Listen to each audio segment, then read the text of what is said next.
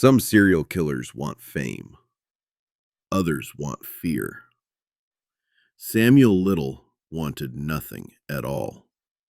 For decades, he drifted through America's cities: Miami, Los Angeles, Cleveland, New Orleans, arrested again and again, and released again and again.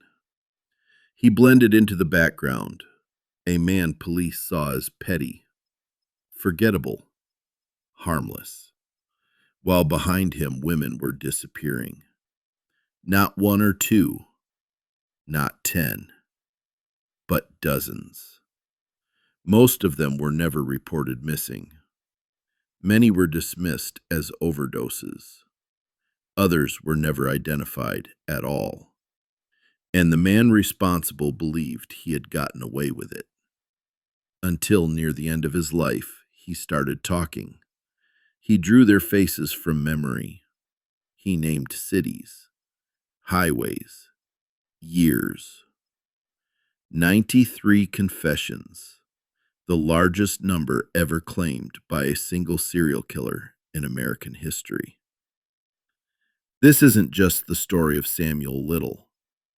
It's the story of the women no one was looking for, and the system that let him walk free for nearly 40 years. This is Unsaid Case Files. Before there were victims, there was a boy no one was watching. Samuel Little was born in 1940 in rural Georgia. He would later say his mother abandoned him as an infant, leaving him to be raised mostly by his grandmother in Ohio. Home was unstable. So was supervision. By his own admission, the violence started early. As a child, Little said he became fixated on women's necks. He described sexual fantasies about strangulation before he even reached his teens. As a teenager, he collected true crime magazines, specifically stories about women who were choked to death. No one intervened. No one documented it. By the time he was 16, Little was already in juvenile detention for burglary. His arrest records would follow him for decades: assaults, attempted rape, armed robbery, fraud. Dozens of arrests, multiple states, but no murders. He learned how to fight in prison. He learned how to charm on the street. And most importantly, he learned how to survive police encounters. This wasn't a monster hiding in the shadows. This was a man repeatedly seen by the system and repeatedly let go. And soon, the violence would stop being imagined. By the late 1960s, Samuel Little was constantly on the move. Florida, Ohio, Georgia, California. Wherever he went, trouble followed. He was arrested again and again for assault, attempted rape, robbery, solicitation, fraud. At one point, he had been arrested more than 24 times across 11 states. And yet, he always walked free.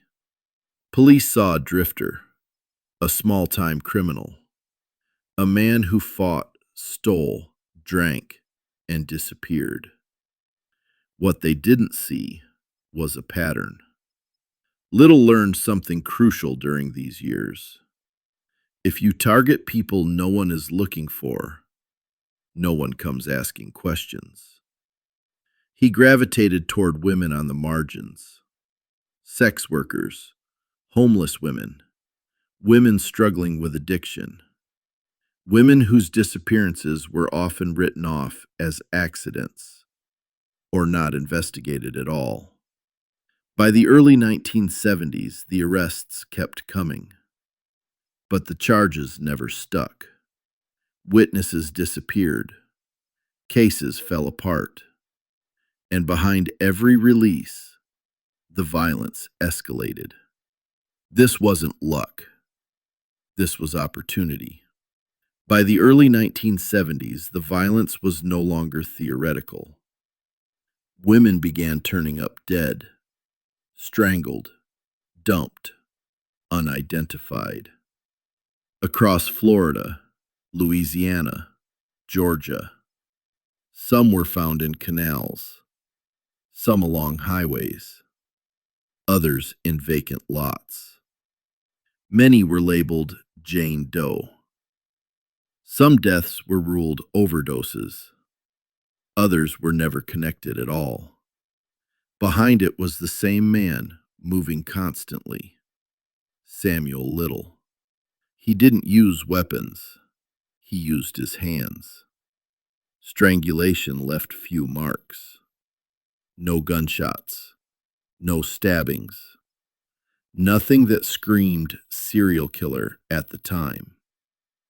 And when police questioned him, if they questioned him at all, he denied everything. In 1982, Little was arrested for murder in Mississippi. A grand jury declined to indict. Then in Florida, he stood trial for another killing.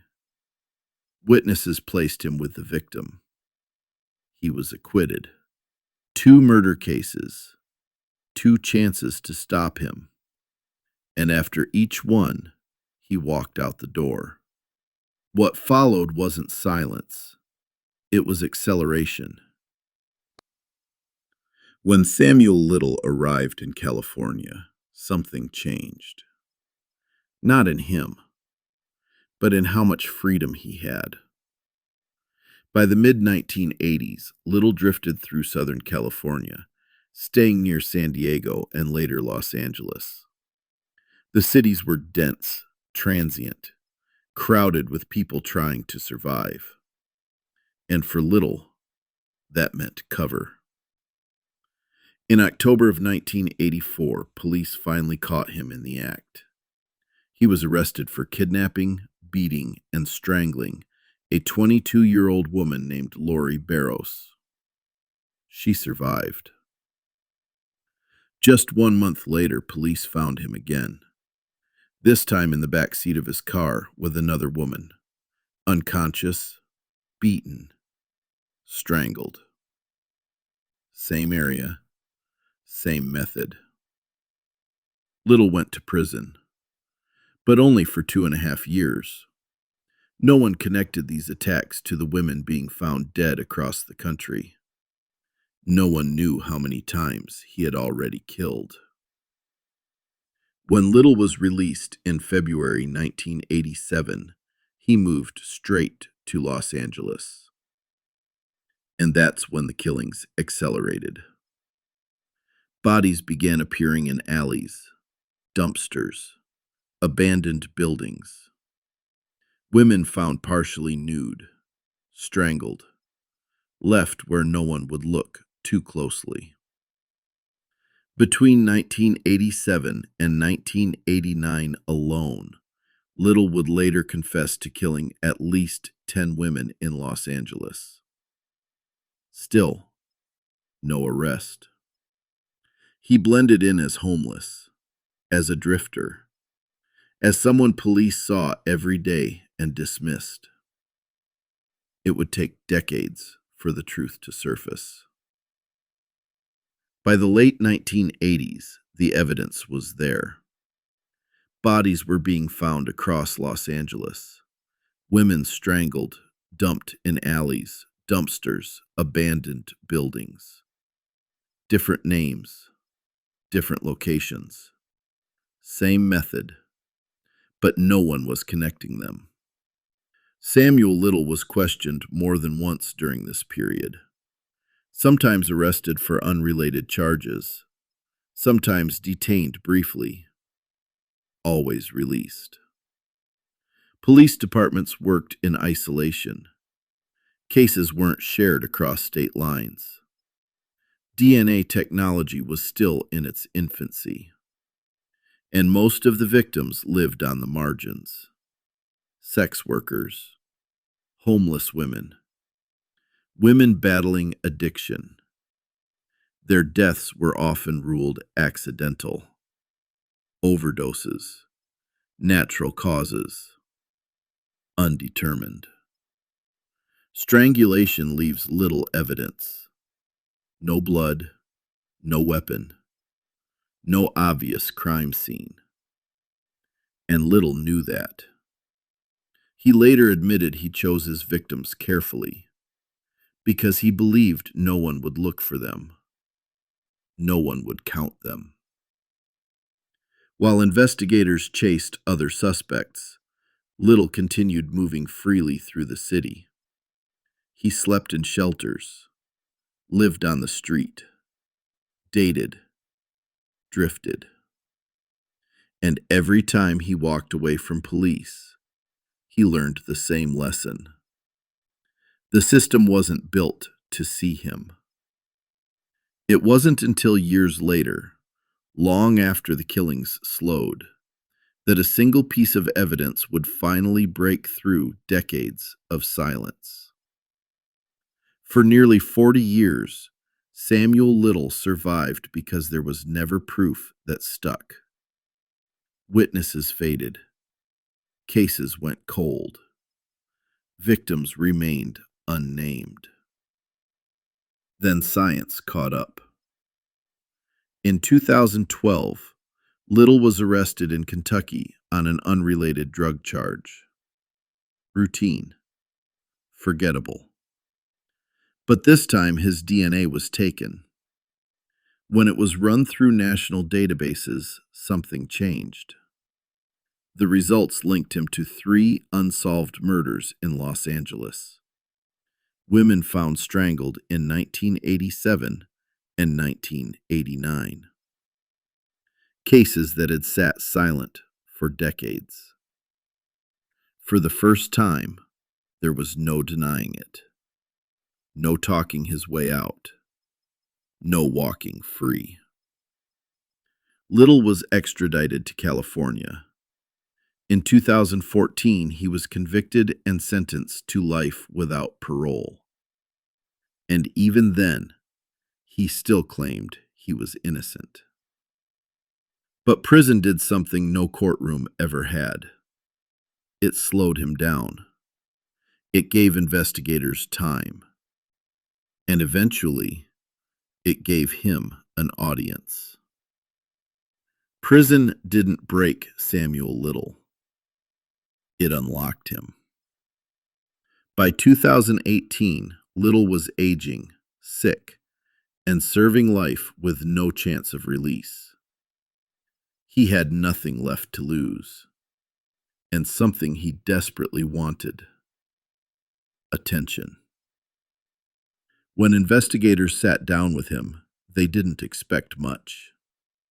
What they got instead was unprecedented. Little began confessing. Not one murder, not 5, but dozens. City after city, year after year. Miami, New Orleans, Los Angeles, Cleveland, Houston, Phoenix, Las Vegas. He spoke calmly, methodically. He remembered highways, motel rooms, dump sites. And then he started drawing. With pencil and paper, Little sketched the faces of women he said he had killed decades earlier. Eyes, hairstyles, expressions. Not caricatures, portraits. Investigators were stunned by the accuracy. As the drawings were released, families began calling in. Cold cases reopened. Jane Does were given names. The FBI's Violent Criminal Apprehension Program stepped in. Analysts began checking his claims. One by one, confessions were confirmed. By the end, Little claimed 93 murders across 14 states. At least 60 were verified, more than any serial killer in U.S. history. For years, he believed no one was counting his victims. Now, they finally were. But behind every confirmation was a harder truth. By the time Samuel Little finished confessing, the headlines focused on one thing: the number 93. But numbers don't tell you who was lost. Behind every confession was a woman with a name, or a woman who had lost hers. Many of Little's victims were identified only decades later. Some were known only as Jane Doe for 40 years or more. No headstone, no obituary, no one to say they were gone. They were daughters, sisters, mothers, friends. Some had families who never stopped searching.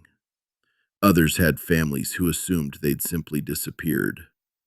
Another casualty of addiction, poverty, or life on the streets.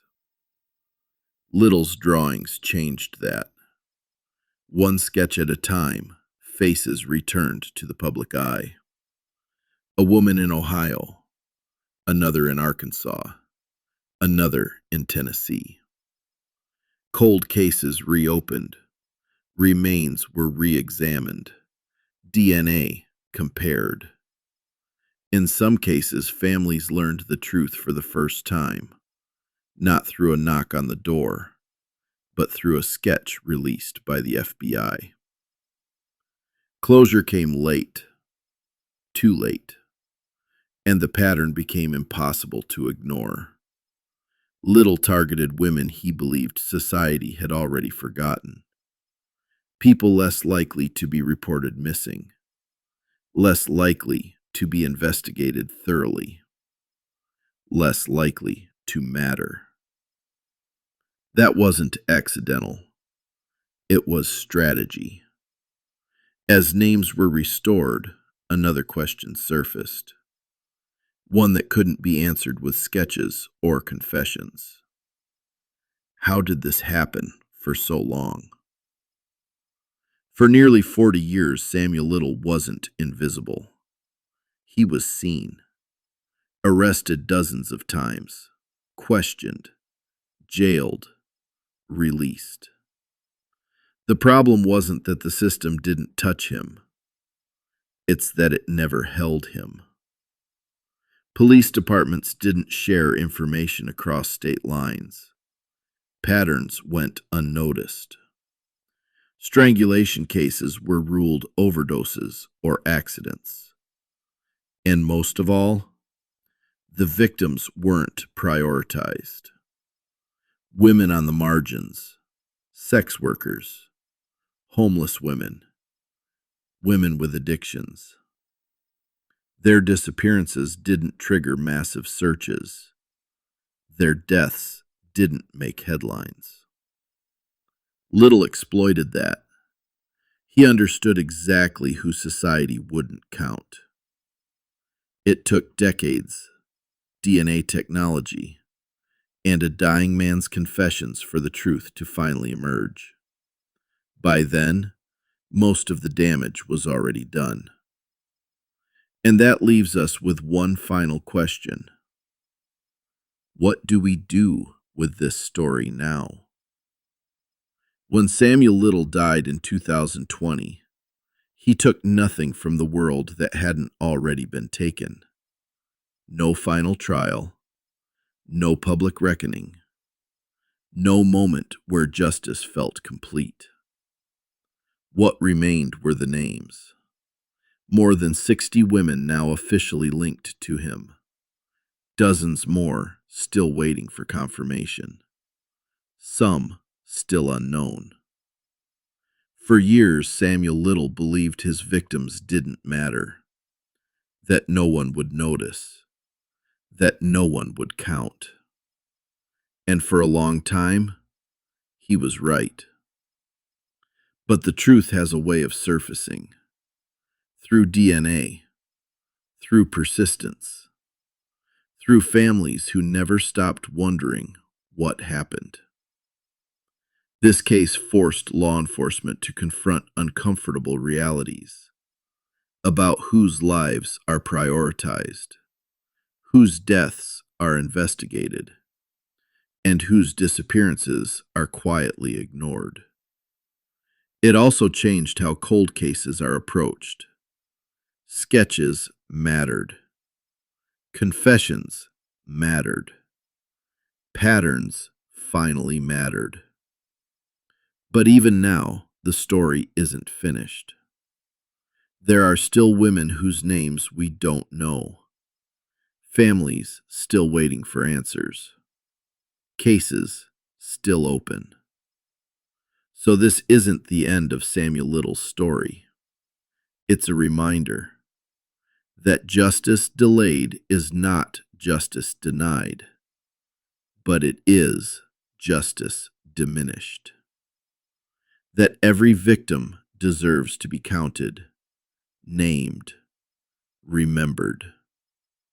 And that the real legacy of this case isn't the killer's record-breaking number.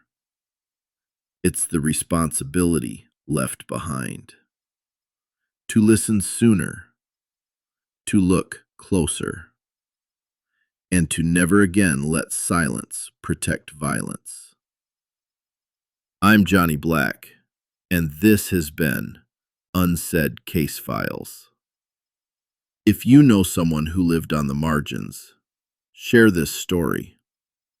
Because the most dangerous thing Samuel Little ever relied on was being forgotten.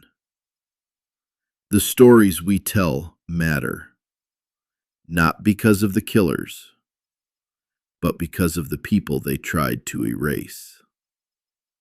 If this episode stayed with you, share it. Talk about it. Say the names. Because awareness is how silence gets broken. If you want to support Unsaid Case Files, follow the show wherever you listen. Subscribe on YouTube. Leave a review. It helps more than you realize. And if you or someone you know has information about an unsolved case, trust your instinct. One detail can change everything. New episodes are coming. More stories waiting to be told. Until next time, stay aware, stay curious, and remember the stories that were almost left unsaid.